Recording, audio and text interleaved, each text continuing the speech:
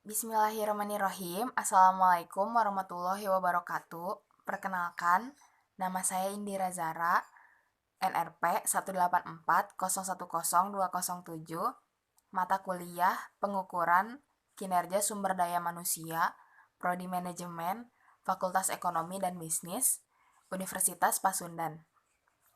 Di sini saya akan menjelaskan mengenai mengapa evaluasi atau pengukuran kinerja SDM penting dalam mengelola manajemen SDM di perusahaan. Manajemen SDM sangat penting untuk dimiliki oleh sebuah perusahaan. Perusahaan mampu menciptakan keseimbangan internal perusahaan.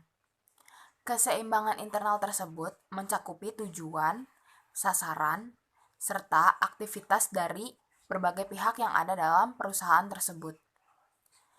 Manajemen SDM juga mampu membantu perusahaan dalam memperbaiki kontribusi positif dari para tenaga kerja. Melalui manajemen SDM, perusahaan dapat memberikan usaha pengembangan tenaga kerja dengan bertanggung jawab secara etis, strategis, dan sosial. Sebagai salah satu elemen utama yang ada pada sebuah perusahaan, sumber daya manusia memerlukan sistem manajemen yang baik agar kinerja perusahaan dapat berjalan dengan optimal.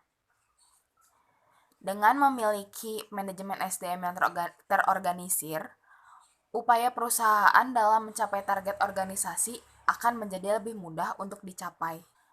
Selanjutnya, saya akan menjelaskan tahapan yang harus dilakukan sebelum perusahaan menyusun sistem penilaian kinerja SDM. Yang pertama, parameter apa saja yang hendak dinilai.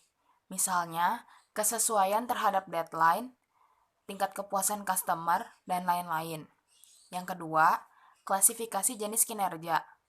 Misalnya, kinerja manajer, staf biasa, dan lain-lain. Yang ketiga, ada klasifikasi tingkat kinerja yang dicapai. Misalnya, hasil yang dicapai bila dilihat dari tingkat kepuasan, kuantitas, dan lain-lain. Yang keempat, ada prosedur pengukuran kinerja.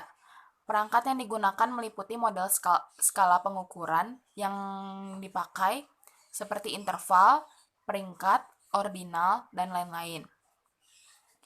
Metode perhitungan nilai, instrumen yang digunakan untuk menyusun peringkat. Yang terakhir, tingkat penilaian meliputi frekuensi penilaian, perangkat yang digunakan atau komputerisasi atau manual, seperti metode feedback hasil penilaian.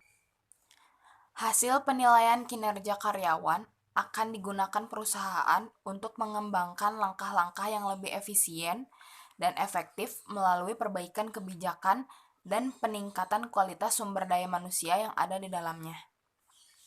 Sekian dari saya, kurang lebihnya mohon maaf. Wassalamualaikum warahmatullahi wabarakatuh.